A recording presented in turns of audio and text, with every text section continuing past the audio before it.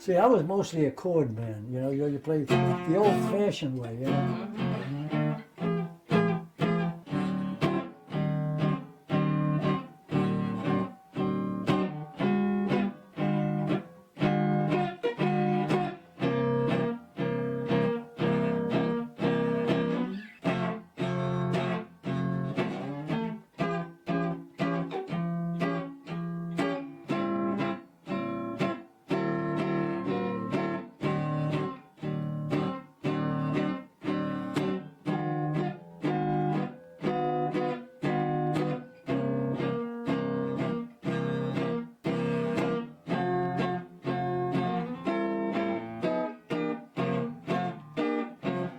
When I was a kid, I loved the playing part of it. And when I started to make them, it was more of a challenge of whether I can make a nice instrument or not for something I love. So I never got into it to make a so-called living at it.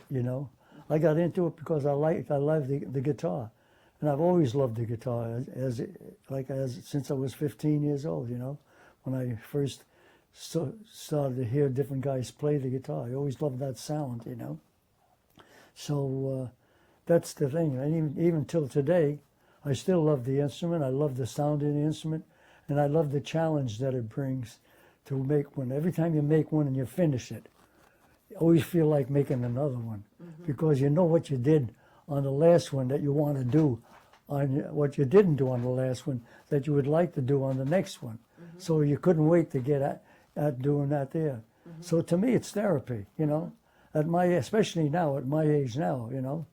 I find it very relaxing.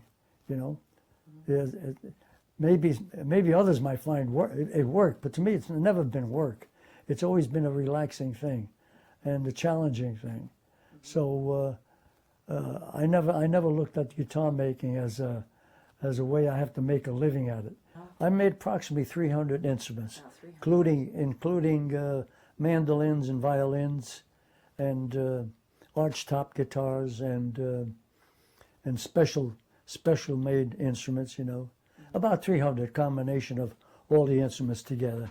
Right. But Bob Dylan, they used to come up and do repairs for them, and like I said, John Platania and John Sebastian, people like that. We lived at the other house at the time, and this big white Rolls Royce comes into the driveway, and I was surprised when I looked out the window. I saw this Rolls Royce coming in, and then I was surprised. And then all of a sudden, this young fella comes out, nice-looking fella, tall fella.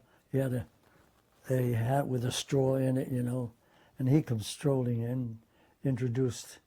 He didn't even introduce himself at the time, But we came in and we went. I had my shop down in the basement at the time, so we walked down into the basement, and he took out his guitar, explained to me what he thought was the problem with it.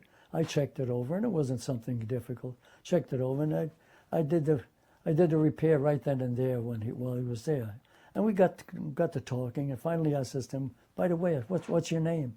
So he says, "Jimi Hendrix." "Oh," I says, "nice to know you." So I shook hands with him, and that was it.